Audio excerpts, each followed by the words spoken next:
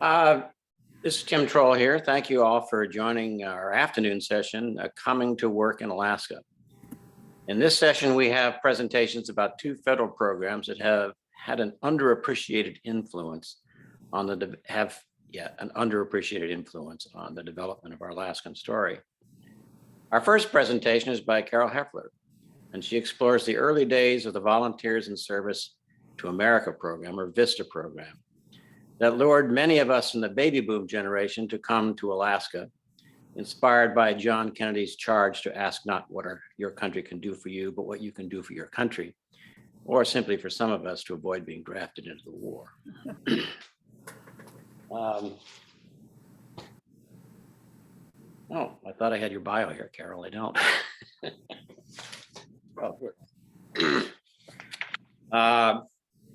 Carol Hoefler is a master's student in the Arctic and Northern Studies at the University of Alaska Fairbanks. She's a longtime resident of Fairbanks and a mother of two adult sons. She has worked for UAS since 2009 and enjoys being a non-traditional student. Our next presentation then would be, our second one would be by Heather Feil, and she explores the Civilian Conservation Corps program in Alaska. The CCC was a major component of Franklin Roosevelt's recovery effort to get the country out of the Depression. Many of us may have had parents or grandparents who worked in the CCC in the lower 48, but are unaware that it also left its mark in Alaska. And Heather is an architectural historian with the Alaska region of the National Park Service, where she writes about old buildings, advocating for their preservation, while getting people excited about their history, telling all American stories through the built environment. Heather earned her BA in History and Anthropology from Montclair State University and an MA in Historic Preservation from Savannah College of Art and Design. So I'm grateful to these two historians for elevating the visibility of these programs in the study of Alaska history. And Carol, you're up. All right, thank you. So.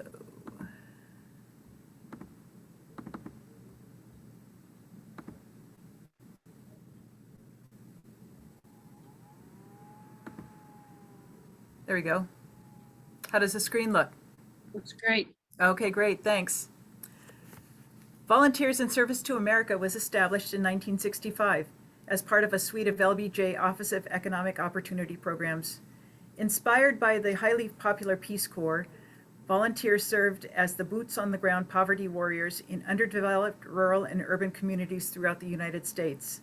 Like the Peace Corps, volunteers received nominal compensation for their 1+ year commitments. At the national level, the objective was to empower disadvantaged communities. At the Alaska level, and according to political scientists Jerry Macbeth and Thomas Morehouse, their role was to develop village leadership, help find local solutions to village problems, and to give basic training to administrative procedures. Volunteers were typically white, young, and recent liberal arts graduates. Many were motivated by the excitement of the Kennedy era initiatives, the civil rights movement, and through their own activist causes. Others joined because it offered a deferment to the Vietnam era draft. My research and interviews indicate the VISTAs assigned to rural Alaska sought to promote community development, enhanced education and employment opportunities. Most notably, their contributions extended beyond participation in the newly created state and federal programs. Approximately 20% of the volunteers remained in Alaska after their service and have since filled important roles in the legal, social services, and educational sectors. This paper recognizes their efforts, observations, and demonstrates how the volunteer experience contributed to a cohort of young Alaskan professionals. This research also revealed the adverse reception and conflict that impacted the program. From its outset, the governor's office deliberately stalled with the timely administration of program funds. Rural stores, airlines, and medical facilities experienced payment delays for services and goods provided to the volunteers. School principals viewed these newcomers with suspicion and as threats to community power structures. Private enterprises resented the volunteers as they introduced economic efficiencies that competed and created employment opportunities for rural residents. Lastly, village leaders worried their communities would become caretakers to newcomers unfamiliar with the dangers and rigors of living in rural Alaska. By virtue of their presence and spirit of activism, The volunteers may have shifted political attitudes on many Alaskan issues, and their participation may have contributed to the development of Alaska Native leadership. My study documents the growing conflicts that culminated in the mass suspension of the rural volunteers in early 1970. Since this is my master's thesis research, I thought it best to touch on the methods and literature review. I created a database that listed the volunteers just by doing these massive Google searches, typing in keywords. Then I started contacting VISTAs, and they provided names of some of the members of their cohort. The political archives at the University of Alaska Fairbanks Rasmussen Library has some biographical sketches brochures that were created early on for the first or second classes of the VISTA volunteers. There were government publications and files found elsewhere. I made a trip to Anchorage and also a trip to Juneau. And lastly, I pulled up a number of newspaper accounts, particularly from the Tundra Times. I then set out to interview a number of the volunteers and have been preparing transcripts from these interviews, looked for key elements and themes that they discussed. Onto the literature. Generally, the literature is limited in terms of discussion on Alaska VISTA programs. In fact, there's no academic or peer-reviewed literature that analyzes the VISTA program. There are a few key papers that I'd like to mention, though. One is from the attorneys David Case and David Volek, where they say it is questionable whether there would ever have been an effective settlement of the Alaska Native land claims had it not been for the regional Native associations formed in the late 60s. And in turn, that is unlikely had it not been for the infusion of funds and the infusion of work effort from the volunteers through the federal OEO programs.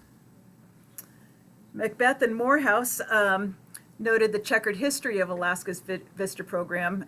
They documented that problems developed early on as the natives learned that they could control the programs and as they sought to establish strong links and encourage local control.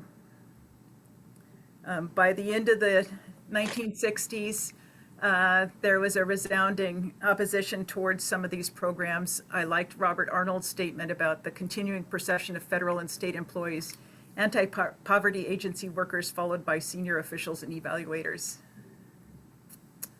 There are a number of memoirs that have been written that include discussion of volunteer experiences in the village. And also Letters to Howard, which is a fictional account of a VISTA volunteer who remained behind in his Bristol Bay village, which was also fictional, and assisted the village residents in interpreting the Alaska Native land claims. The Good Morning, Beautiful Business by Judy Wicks was particularly interesting.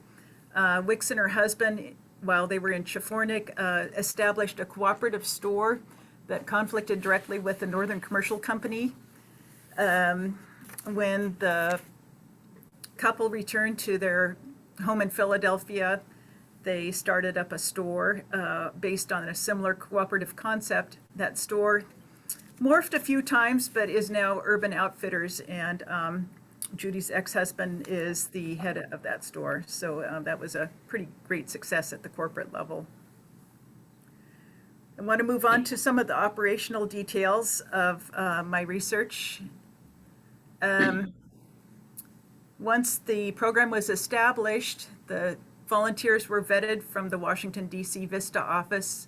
The state of Alaska was to receive the funding directly to initiate the VISTA program as well as the OEO programs. I'm getting a little ahead of myself. So in terms of the vetting, many of the volunteers that I interviewed talked about their backgrounds and why they wanted to volunteer, and my thesis discusses the various reasons for that. In particular, Mike Davis talked about the idealism of the 1960s, the activism and the excitement of his cohort. Several other volunteers, particularly Frank Pommersheim, chimed in with Mike saying that he was young and idealistic and justice was important to him. And then conversely, people who saw the volunteers coming into the state had different reactions. And I liked Lael Morgan's. She said, "None of us had ever seen a hippie. They were the silliest crew I had ever seen. They didn't seem to have any kind of relationship with the natives nor the state, none." But then she relented. She thought that if just one of these volunteers could make a difference, then it might be worth the effort and worth the money in the program. So the the volunteers, the initial training was in the University of Alaska. The cooperative extension here had the grant to train the volunteers, and the training was put together pretty quickly. Later on, the program and the contract for the training moved to the University of Oregon. The students that were the volunteers that were trained at the University of Oregon also received training at Alaska Methodist University in language and culture. And here's a picture of Frank Pommersheim.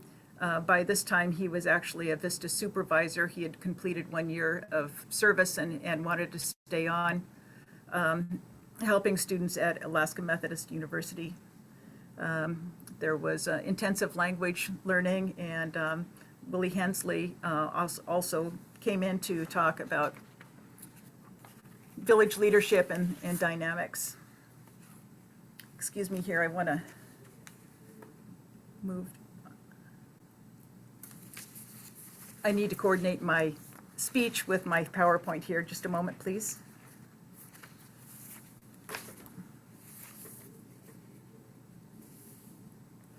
So at the conclusion of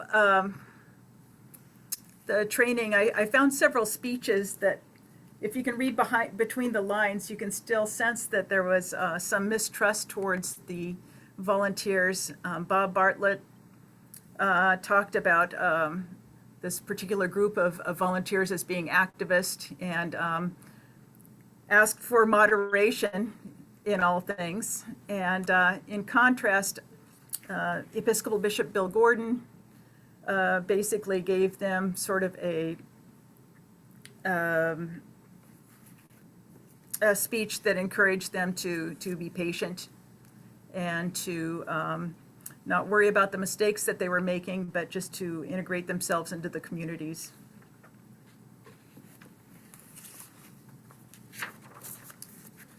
So the initial reception of the volunteers, let's see.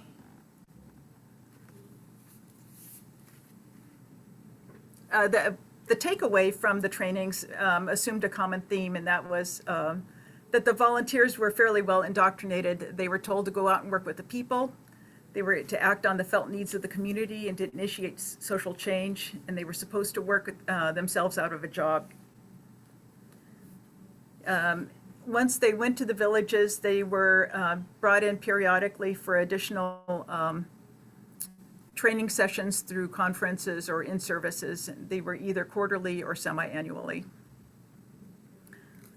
Once they were out in the villages, there was still some distrust. The commissioner of BIA schools notified all of his BIA principals that they were to keep an eye on the VISTA volunteers. They were, because on account of their impetuous youth.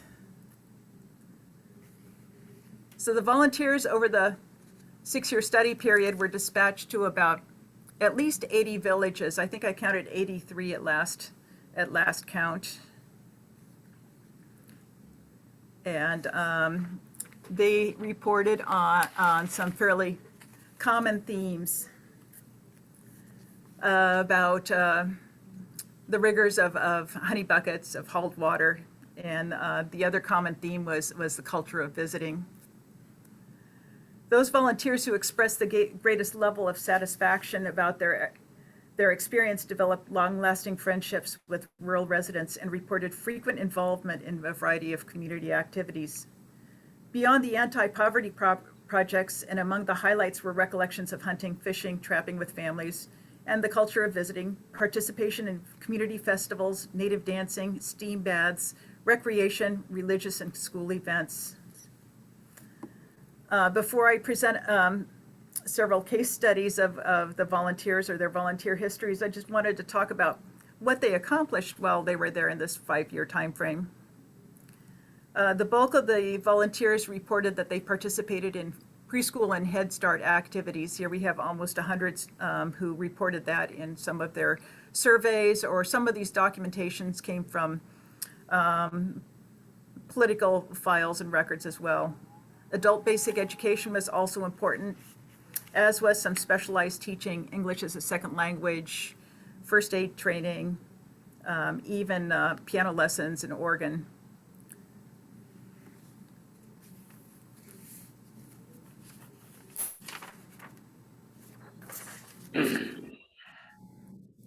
Many individuals reported activities found throughout the document simply indicated that they worked for ASCAP, Alaska State Community Action Program, which later became Rural CAP, with no specific notes of projects performed. Alaska Legal Services, formed in 1967, was to utilize a handful of VISTA attorneys at that time. These attorneys provided assistance in a variety of manners.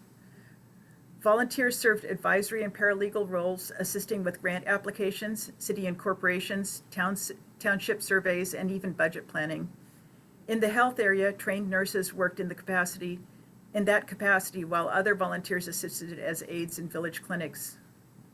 Some ambitious projects included housing, seawall, community hall, road, and airstrip construction. Several volunteers launched beautification and garbage cleanup programs, along with facilitating improvements in water resources. Among the projects that I am most fascinated with involved economic development through the creation of cooperatives. The co-op business structure enabled rural residents the option to share resources, thus enjoying the economy of scale and reducing business expenses. This model circumvented what the VISTAs perceived as exploitative middlemen buyers and sellers. As an example, Chip Deegans remained in Alaska after his VISTA to work for the Community Enterprise Development Corporation, a private nonprofit organization that coordinated loans and technical assistance to community-owned operatives. Deegan's project developed the Community Ceramics Co-op at Tuxuk Bay. By the end of the 1960s, CEDC had facilitated the establishment of 6 fish marketing, 5 arts and crafts, 5 consumer co-ops. Additional cooperative business plans included a reindeer herd, a boarding school, and a specialty food products at the close of the decade. CDC was also looking at developing timber products cooperative in the lower Kuskokwim and Yukon regions. So I realize that my time is running short. I just want to do 2 quick case histories. Ken Pletter was assigned to Point Hope in 1965. He was welcomed by Point Hope residents and commented on the cohesive and cooperative nature of the community. His first assignment from the village council was to draft a resolution that requested the Army Corps of Engineers construct a seawall to protect a nearby archaeologically significant site known as Old Tagara. Pletter also substitute taught grade school when 2 BIA teachers failed to show.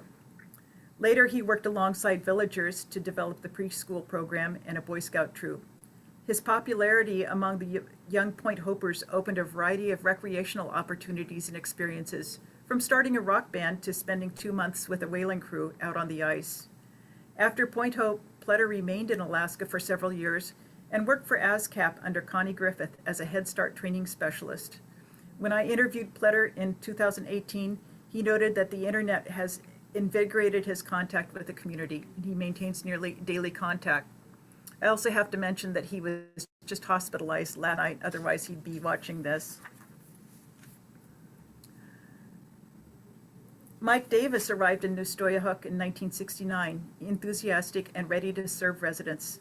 Correspondence from his archives indicated he was initially put to work by the village council to help interpret legal paperwork and other correspondence.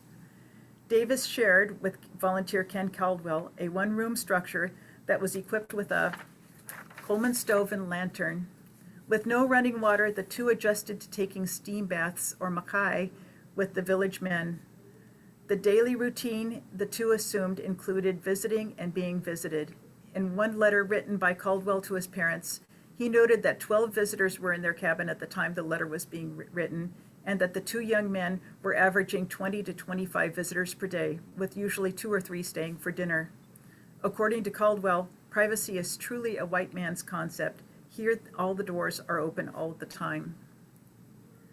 Mike Davis helped the Nustoyahuk Village Council apply for a development fund to open a cooperative store. He worked with the village council to inform them of the cooperative concept, which the village met with broad acceptance. The store had been a longtime dream of Nustoyahuk resident Greg Moxie, who is the gentleman in the lower right photo.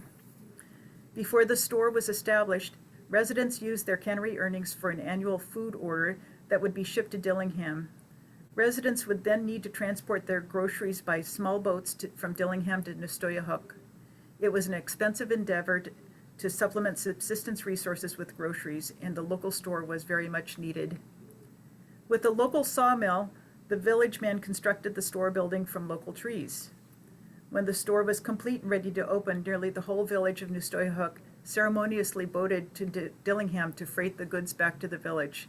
It was a very special moment for the village to see this project to completion, and Davis is very proud to have had the opportunity to support the village's effort. The store is still in operation, and Greg Moxie served as the initial store manager. Moxie and Mike developed a wonderful working relationship and lifelong friendship through this process. And Moxie often joked that Davis was not a VISTA volunteer, but instead was a pista, which translates from Yupik as servant. When Davis's volunteer service ended in 1970, he was concerned that his VISTA work was not yet done. He ultimately remained in Nustoyahuk, where he was able to commercial fish and, without VISTA support, facilitate the completion of the store building and ensure the business took hold. Davis returned to school, earning a master's in education from the University of Alaska. He taught in Manicottic and Togiak before moving into a university faculty position. He served 4 terms in the State House of Representatives and fished commercially in between. So the body of my thesis discusses also the volunteers and rural residents' perceptions of poverty, as well as the interactions between the volunteers and the schools, the churches, private businesses, and other government agencies, but we really don't have enough time to touch on that today. So to sum up this presentation, I'd like to discuss several key events that led to the program's transformation and the eventual suspension of the rural volunteers. Operation Grassroots was a 1966 initiative designed to employ rural and village community aides and community aid teams to work with the VISTA on community projects. In Alaska, the program was intended to develop indigenous leadership, strengthen Native associations, and to facilitate new economic opportunities. Working with rural VISTAs, grassroots community organizers launched a campaign to register Alaska Natives to vote. VISTAs focused on educating rural residents on political issues and assisted in transporting voters to the polls. In the gubernatorial election, the village voted overwhelmingly for Walter Hickel, and this may have contributed to Egan's defeat in the 1966 gubernatorial election. The grassroots program collapsed in Alaska when its Native organizers resigned in a mass protest against one of Hickel's initiatives. VISTA Associates, a similarly designed program spearheaded by former VISTA Jolie Morgan, was developed to ensure continuity of the anti-poverty programs developed in the villages. Jolie Morgan, who would later become the first leader, developed the auxiliary employment opportunity for village residents. The associates participated in training sessions at AFN and also traveled to Juneau to meet with the governor and other state officials.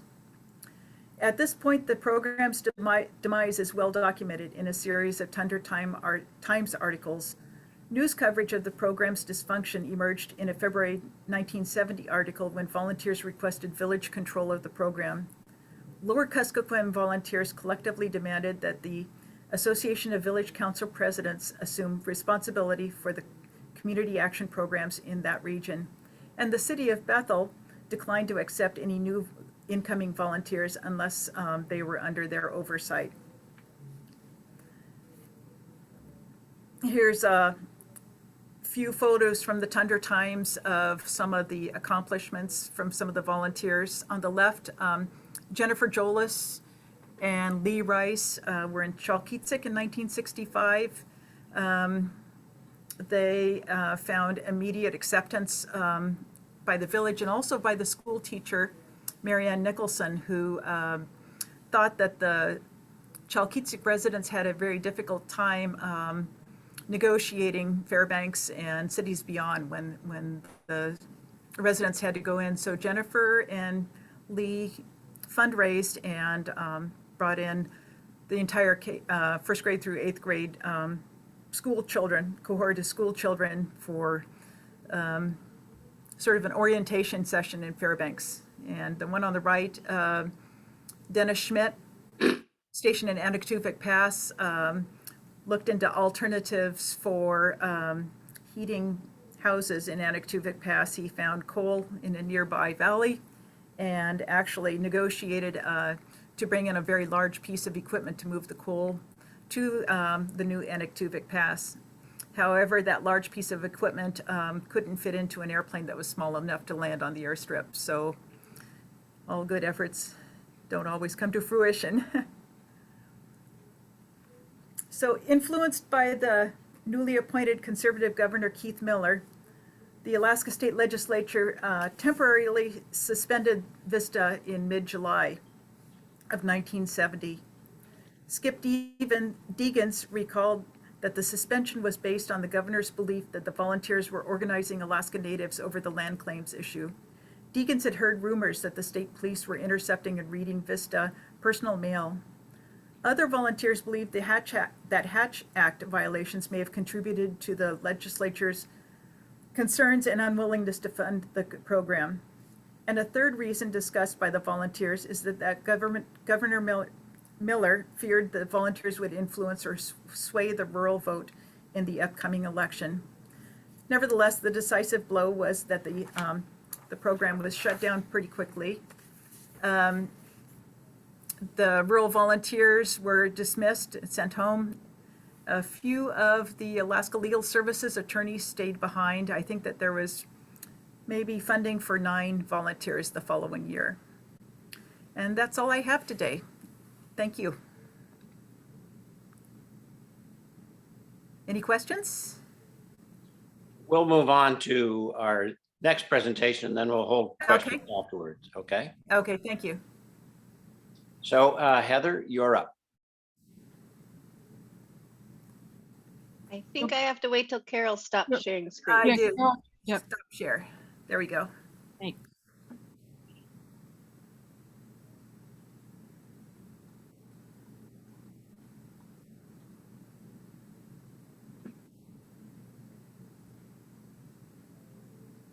Do we see a presentation? Yes. Excellent. If it'll let me. Here we go.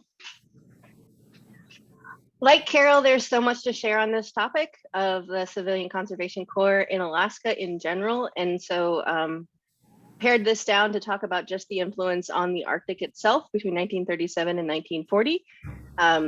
So we're gonna get going and dive right in. As Tim was able to tell you guys, the Civilian Conservation Corps was established with an executive order by FDR to get young men back to work. And it looked very different in the lower 48. This was how the Civilian Conservation Corps was separated into 9 different corps areas, and large camps were set up for young men to get work experience and honestly food in their tummies to grow strong.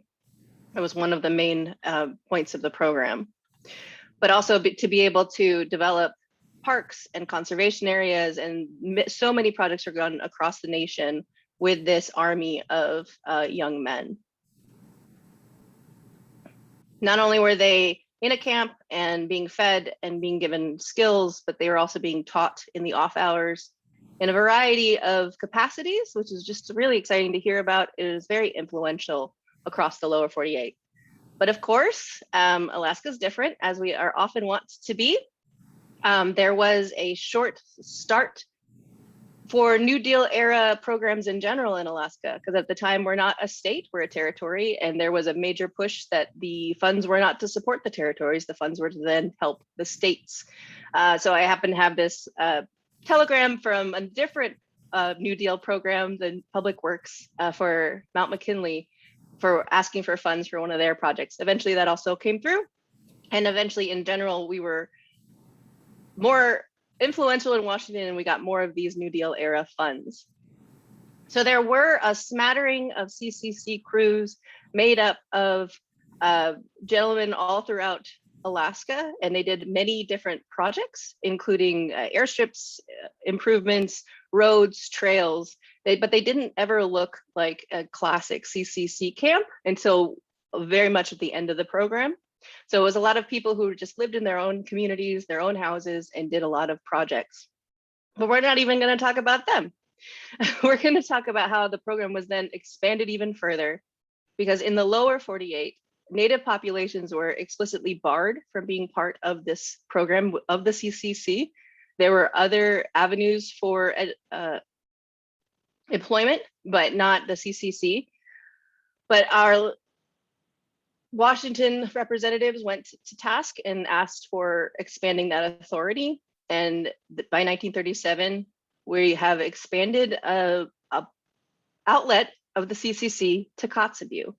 So unlike the lower 48, where the CCC is run through the military and army and with a partnership with the Forest Service, here it is just the Forest Service down in Juneau that is the lead for the CCC program. And then they have a satellite up in Kotzebue, and all the correspondence is run through airmail.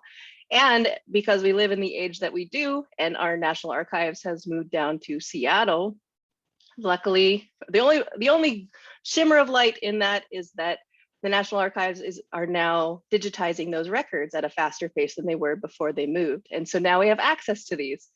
I was asked to present about the CCC to Olay, and I said, yeah, I got that. We have a lot of CCC properties within the Park Service. It's a history I understand. I'm just going to go and check what the National Archives has. And there's a treasure trove of correspondence between Kotzebue and Juneau to find an understanding of what really happened in the Arctic. So I'm going to walk you guys through some of those projects.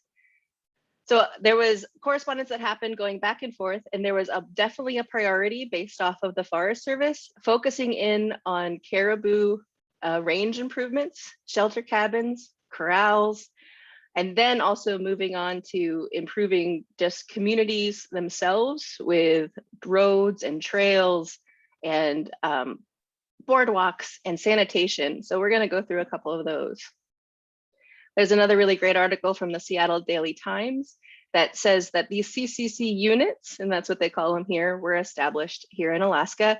And the second paragraph does say CCC camp, but again, just like the other, there was never a camp set up. It was men who were still living in their abodes and working daily for the CCC for the $1 a day.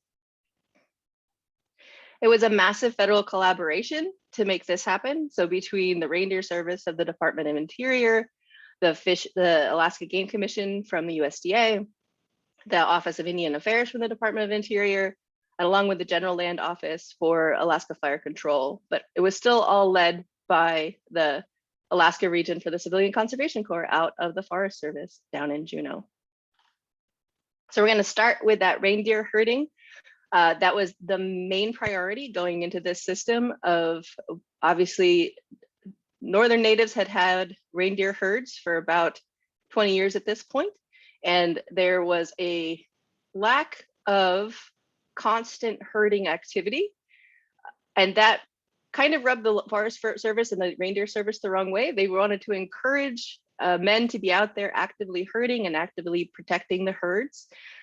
So the offer was that you could sign up for the CCC program. You could get $1 a day to be actively herding, and you could be building more of that infrastructure that you need to be a good reindeer herder. so corrals and shelter cabins. So here's an example of one of those that is still in existence today, built by CCC era labor.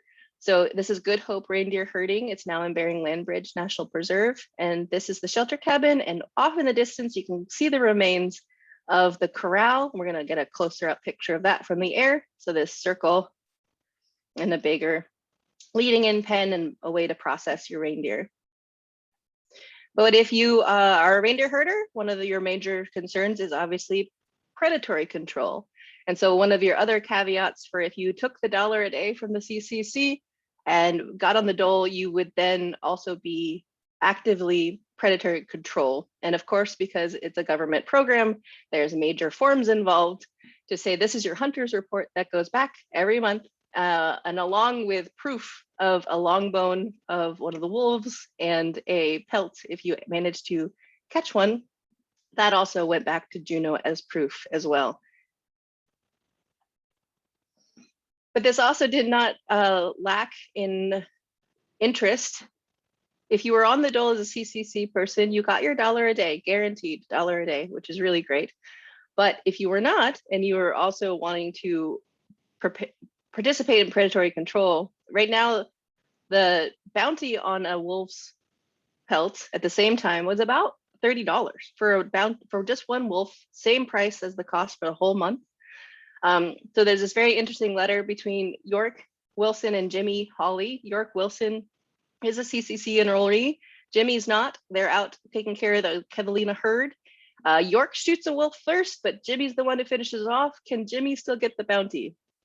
And not only is this just an interesting story, but I actually managed to find York Wilson in the VISTA archives as well. So this is York right here. So that's one of the CCC enrollees.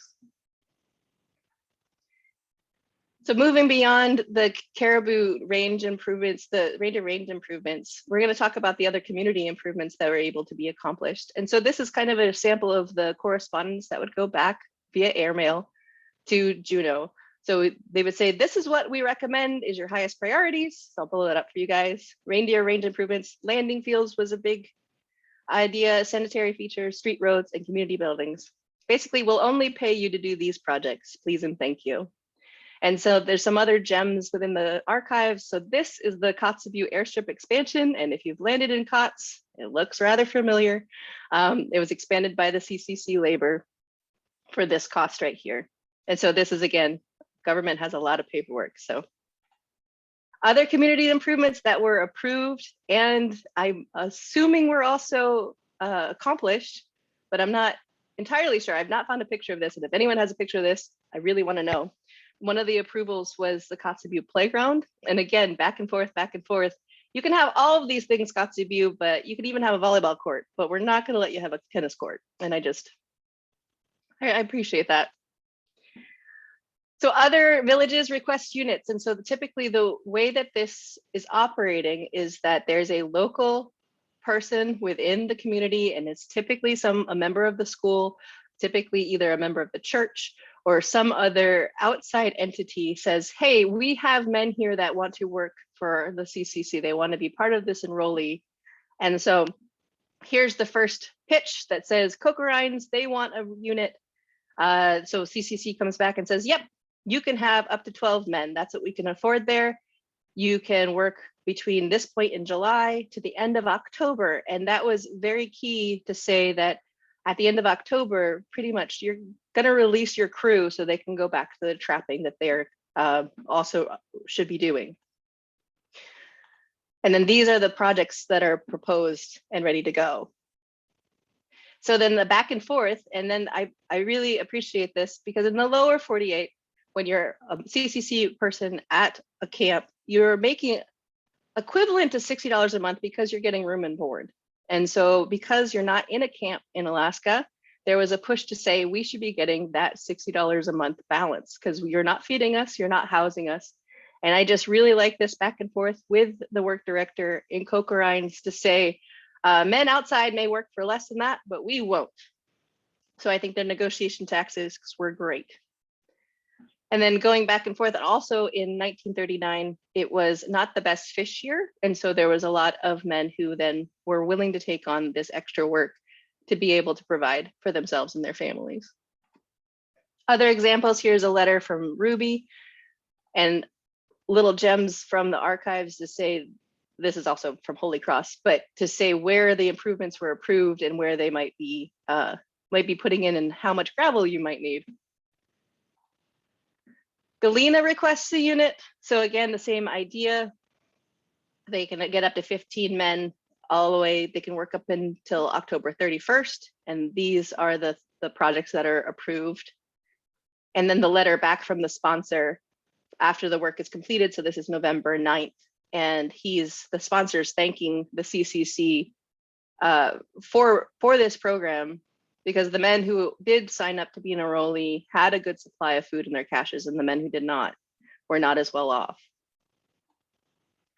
A Coolaruk, there's a big chunk of correspondence for a Coolaruk, and the sponsor was advocating for a good unit there, because within the district of that area, he said he could get up to 50 men that would then support 200 families, and he really advocated by sending a little ESCO man to appeal for you to take care of. And so there was even artwork sent along, and he had the men that would agree and wanted to be a CCC enrollee, he had them sign a piece of paper and even vouched that he had 30 more that wanted to be a CCC enrollee as well.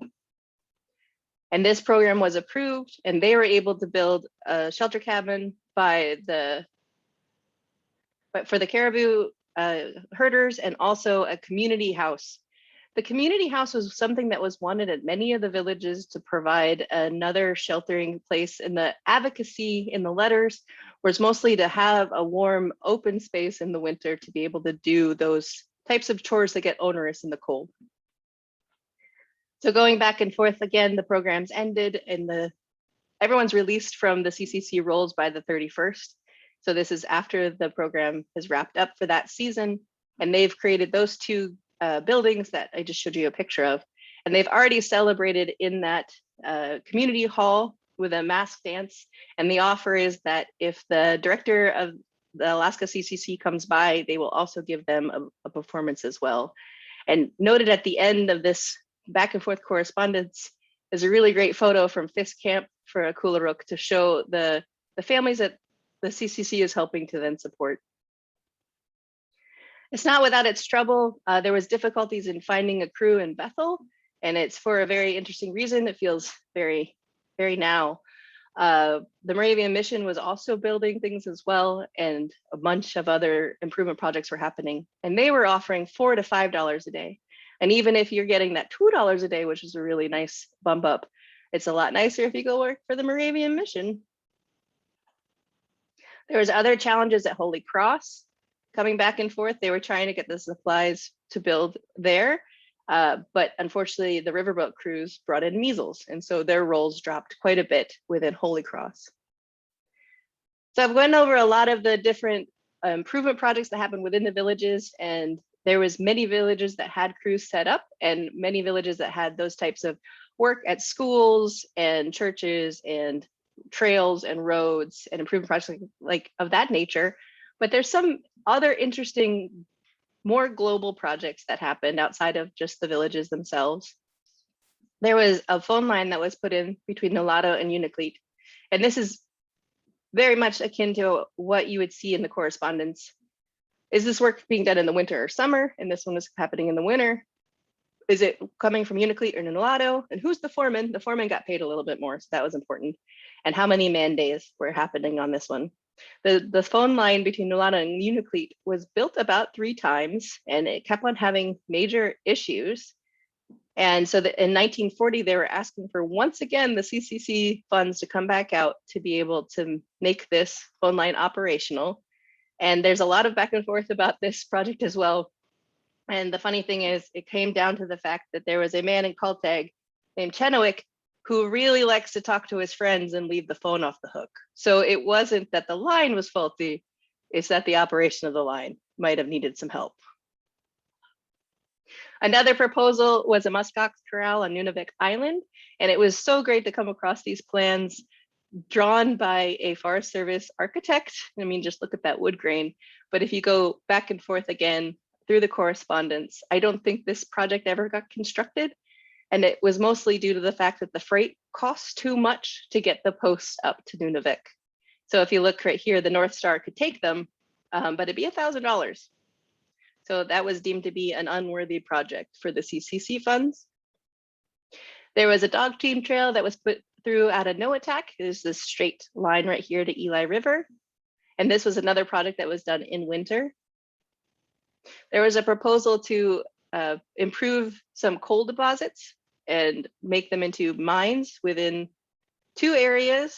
One was at Wainwright and one was at Point Hope. And this just seems to be always been stuck in the planning stages. So here's the Point Hope. And again, the idea was to be able to do some mineral extraction to provide heat for the local villages. And so unfortunately, I don't have a map to show you, but I went through the different files and wrote them out as they existed in the files, the 36 village units I could find for the CCC that were in existence between 1937 and 1939. So the sum up is for this portion is that if men wanted to come on to a CCC crew, it was for a shortened duration. It wasn't like the lower 48 where you're committing to a long time away from your families. It's for a shortened duration for 1 to 2 months to get specific projects done, and you would make your $2 a day. And I think it's just a very fascinating project that I had no idea about 6 months ago. And I typed these out exactly as they were written on the correspondence. So I realized there are some misspellings and there are some villages that are no longer with us. This model was not highly successful. As you can see, it was only 2 years running. It was just deemed to be too expensive. And so it was kind of phased out of existence. But the other unique aspect of the CCC within Alaska, and I'm going to pivot to that because I realized that we were running out of time, but it's just a very interesting story. If we pivot down to Southeast Alaska, again, working with the Forest Service, again, looking at what's available, there was this collection and renewal of art and heritage. And so the Forest Service architect, his name was Lynn Forrest. He asked for permission from very powerful people, so including the Secretary of Interior, Ickes, Dr. Greening, and John Kaufman, to see if we could restore some pole and artwork at Sitka and Old Kassan National Monuments. So this project started, and Lynn Forrest, the architect, went around and surveyed hundreds of locations and found totemic art that was going back into the soil as it's designed. But the problem is in the 1930s, there was a lack of transfer of knowledge between carvers and new carvers. That link had been broken for a variety of reasons we won't go into right now. But the idea was, again, to provide that $1 a day for $1 to $2 a day for people, the Klinga and Haida, to relearn and reconnect with this carving history. And even so much as to say what type of tools we needed to use. And so a lot of these photos are actually Lynn Forrest's personal collection. And so this is recarving in Saxman. And so again, like 1930s, 1938, we're in right now. And there was a long discussion that our architect had with the carvers about what type of color would have been used when and where. And so he translated that into a more modern color palette and was able to order lots of gallons of that to be able to utilize that. But he not only pulled artwork out and took photographs of it, he talked to whomever who would talk to him about what the story that was being told on that totem.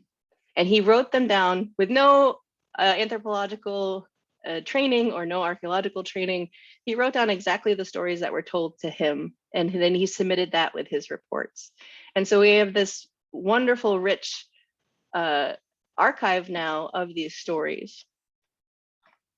So he was able to utilize and kind of create these totem pole parks throughout the Southeast. We're going to talk about Saxman real quick. This is Saxman as he drew the new totem pole park. So it's got this half wagon wheel top and this long road access. And this is a picture of it in the 1960s. And then moving over to Ketchikan, they also included clan house work. And so documenting clan house again and reconstructing it. So that's his drawing. That's it shortly after construction. And that's a photo from the early 2000s of Mud Bight, now called Totem Bight. And then Chief Shake's clan house at Wrangell. These again are all Lynn Forrest's photos. And of course, the one that I'm most familiar with is Sitka at the time, National Monument. Same idea, being able to recarve the totems that were there. And also for Sitka in particular, they started to utilize some different modern preservation techniques, including trying out some glue and plastic wood to preserve the existing totem poles. And then down here, they were trying to use marine glue, but it was $2 a quart in Sitka. And so that was way too expensive. And this other preservation method that is noted is interesting to me because they talked about being able to carve out the backside of the totem and attach it to a sacrificial pole. And that sacrificial pole is what then goes into the earth because that's the one that's most likely to rot. And the interesting part about that for me is that's exactly how we reinstall the totems today in Sitka. The totem itself doesn't touch the ground, a sacrificial pole on the backside actually does. And so just to go over, I'm very Park Service centric, unfortunately. And so I didn't know the expanse of this project until this research. So of course we have Sitka. There's a couple of examples in Juneau, Saxman, which we just talked about, Ketchikan, Kasan, Heidelberg, Kwolok, and Wrangell, all had these bigger totem restoration projects happening. And just to round out the history, so we touched on everything. This was the Forest Service and the CCC, and there is some influence of the National Park Service and the CCC in Alaska. And these are the ones that come from the outside. This is the only example that there's two examples that we have of camps that are established, classic camps that we talked about at the beginning, and it's men coming out from Washington. And for the case of the ones in McKinley National Park, now Denali National Park and Preserve, they were the troublemakers in Washington that couldn't really follow the camp rules. And so they got sent up to Alaska. So that's a lesson for you. And they were able to do a lot of really interesting projects within McKinley, but that again is not what we're focused on here. I just wanted to show you guys a couple pictures. And then they were the ones to build Wonder Lake Ranger Station. So if you've been out there, CCC built.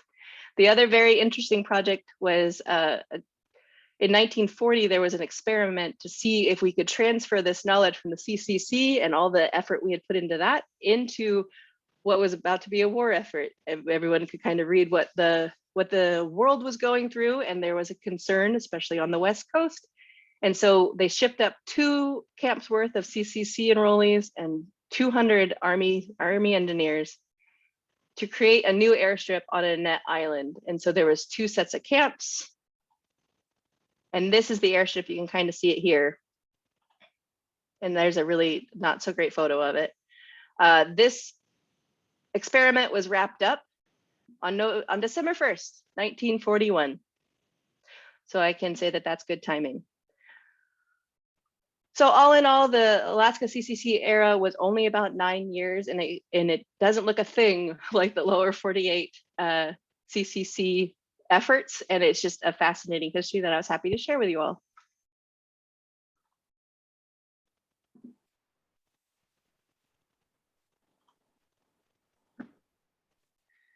Well, thank you both for those presentations. Karen, as I look at the chat, we're not seeing anything in there quite yet. So I'm wondering if it might be possible to open it up to people who may just have questions by raising that little hand. But maybe while we're doing that, Carol, I have one question in terms of the discussions yesterday when we were talking about the history of ANCSA and how it all came to pass.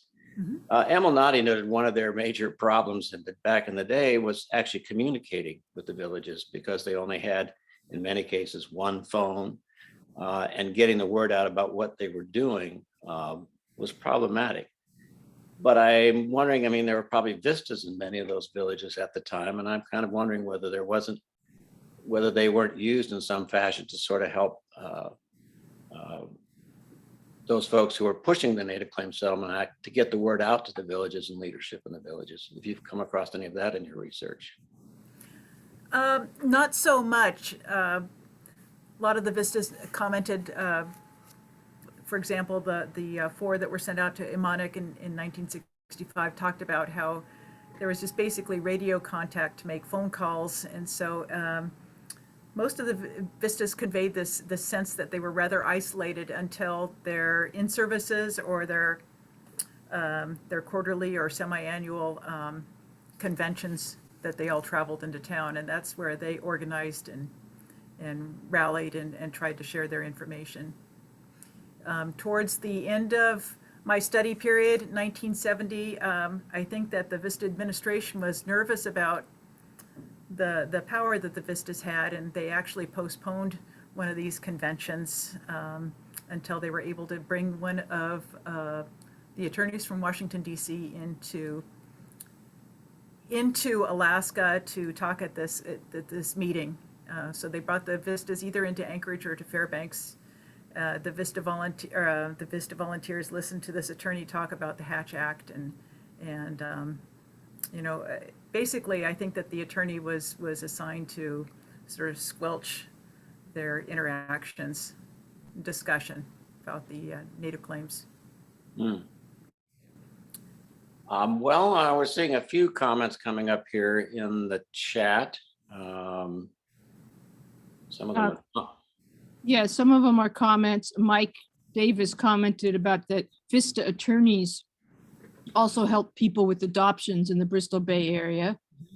And there was a question to Heather about, was $1 a day the national pay rate, or was it higher costs in Alaska? And Heather, I know you wrote an answer to David, but it didn't go to it didn't go out to, it only went to the host and panelists. So maybe you can answer that verbally to everybody. Yeah, no problem. Yeah, the rate was $1 a day if you were housed in a camp, and if you weren't housed in a camp, it was $2 a day. And so there was no COLA for Alaska. No, and even at that end, because of the cost of shipping supplies, it was still canceled due to costs. Okay, and there was a comment in the Q&A part from Peter Stern, who I guess was an Arctic Village VISTA volunteer from 69 to 70. And he says he's still friends with Marion and Ray Nicholson.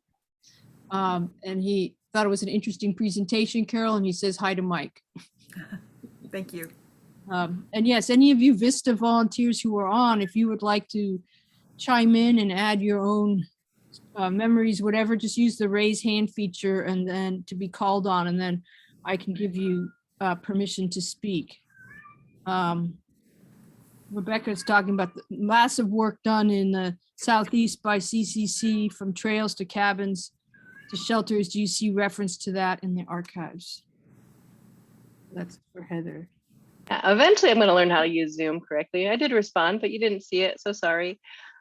Yes, so there is a bunch, and working into this, that was the known history that I was aware of, the Admiralty Island and the cabins you can still stay in today.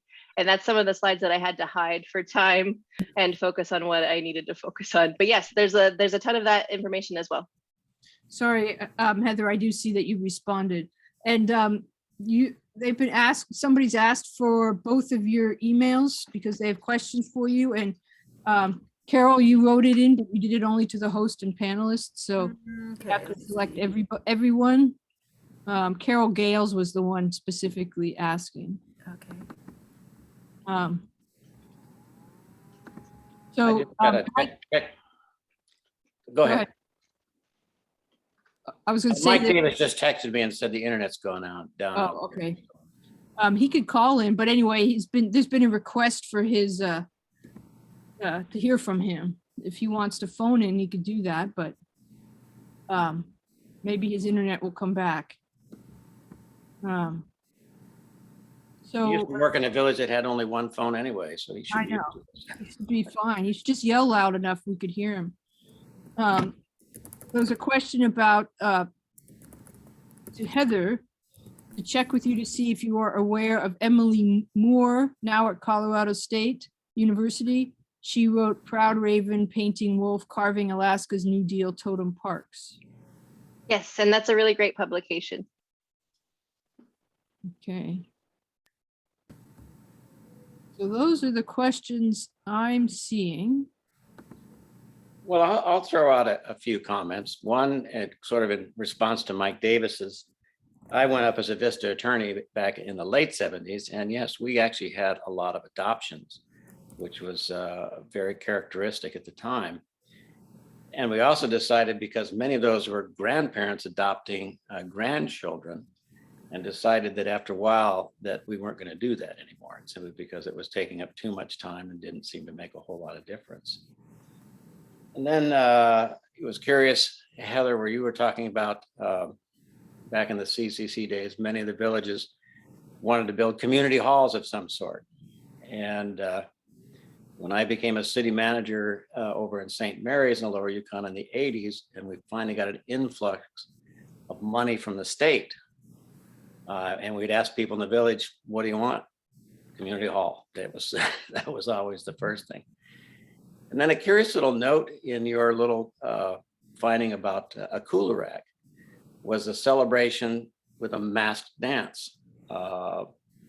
And of course, masked dancing was not very, the Catholics did not approve of it back in the day.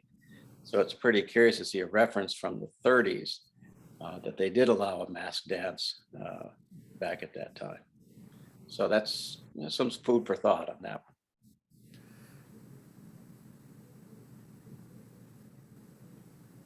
Any more in the chat here?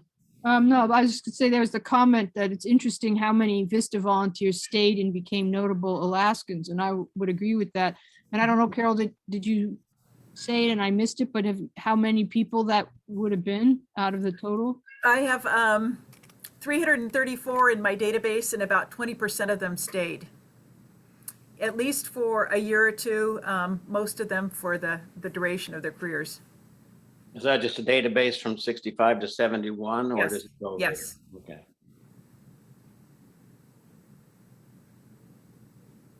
Any other thoughts, or all you volunteers who are logged in, you like to chime in with your thoughts, experiences?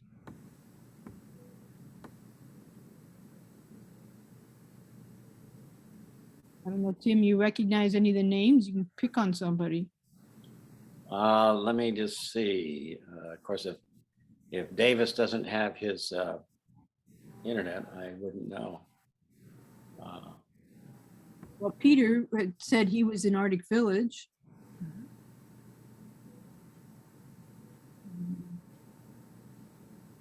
Peter, would you like to? Yep, okay. Peter, I will allow you to talk. Okay, am I unmuted now? You Yes. are.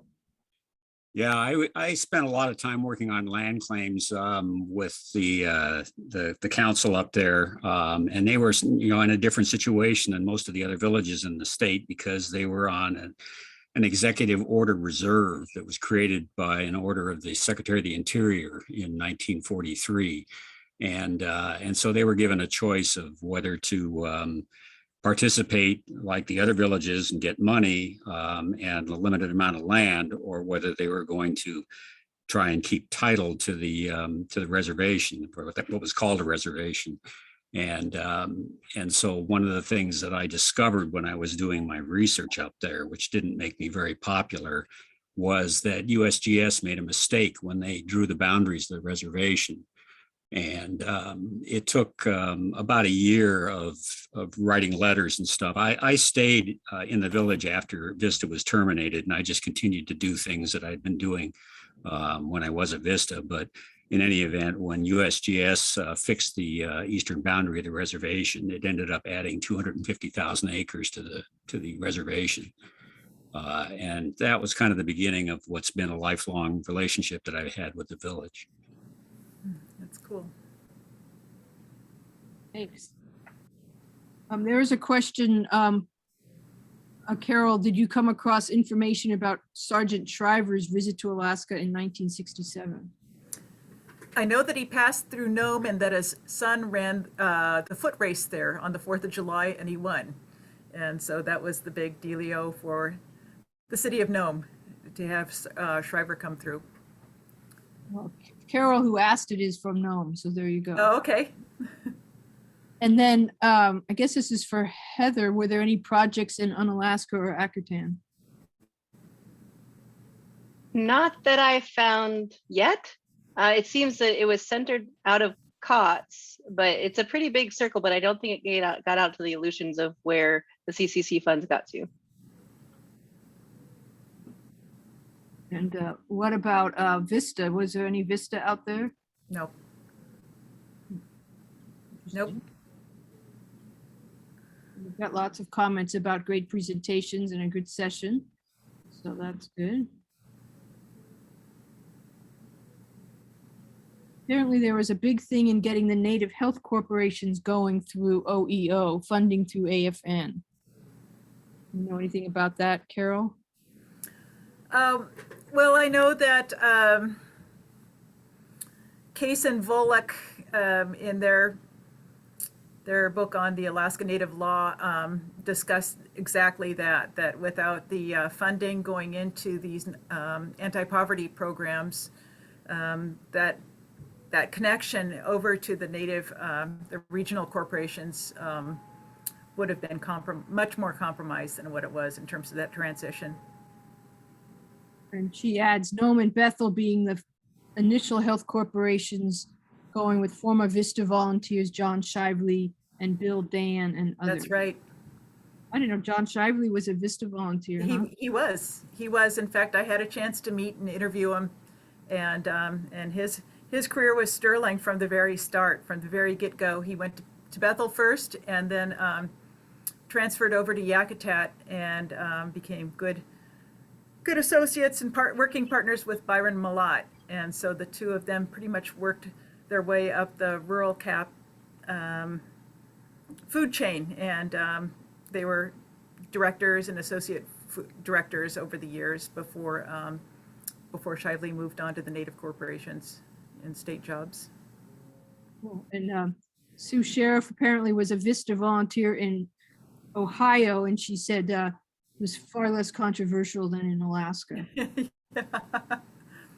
All the same, there were other programs that were quite controversial. The Appalachian Vistas were definitely activists in many regards, and were probably instrumental in ensuring that some of the coal black lung legislation went through.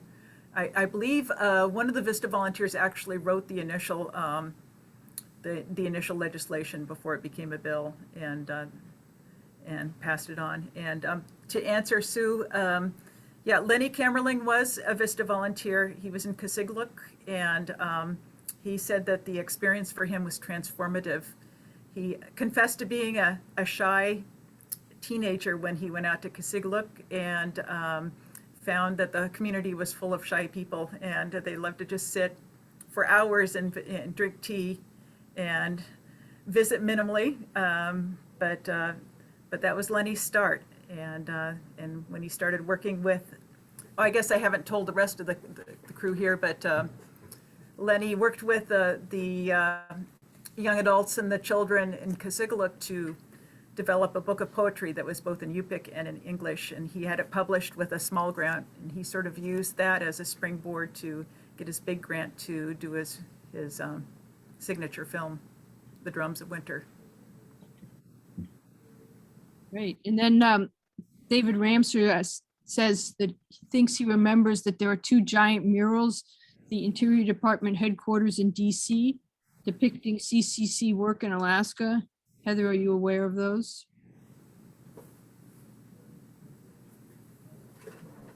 Sorry, I don't think I heard all of that. Is it in the chat? Yeah, it's in the chat. David Ramser. I think I remember correctly that there are two giant murals at Interior Department headquarters in DC depicting CCC work in Alaska. That would be very exciting. I'm not aware of those. I will look that up.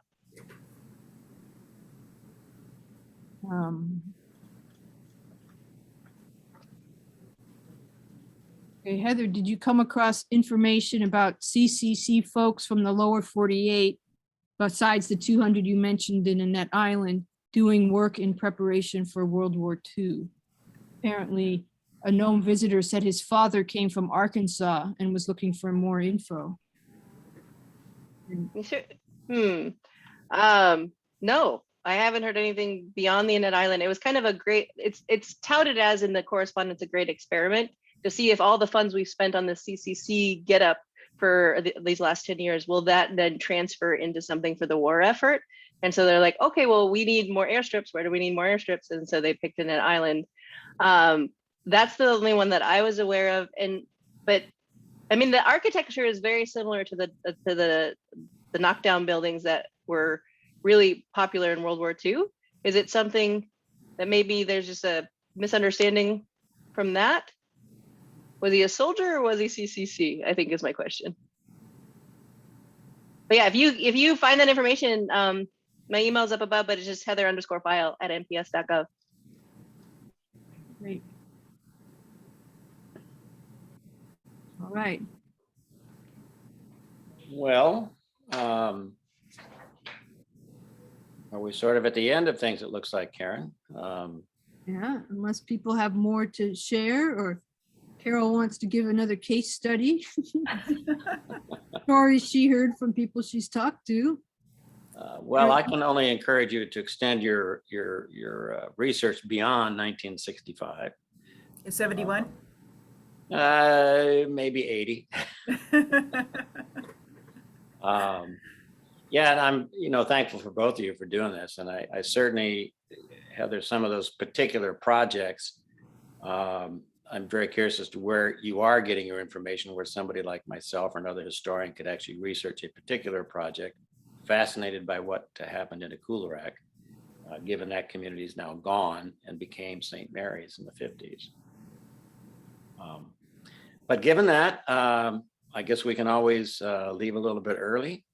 For those of you who are want to, we will be having our annual business meeting at 3:30, I believe it is. Is that right, Karen? Yes, and it is a different link than this webinar, and you should have all received emails, but about that, but I'm going to now copy the link into the chat. If people want to copy that out themselves and use it, it should be there. Yeah. So that's for the business meeting at 3:30. Well, with that, Carol, Heather, I'd like to urge you to continue your research. Keep going. Those are both fascinating subjects. And hopefully we will hear again from you in one of our future conferences. So, and we've got some books here, so you better get them published too. So. Yeah, I was going to thank the volunteers who have been listening in and for sharing your stories, and continue to share them. And history doesn't have to be from 1867. It can be any time since then. Yeah, I agree. All right. Well, thank you very much. And we'll see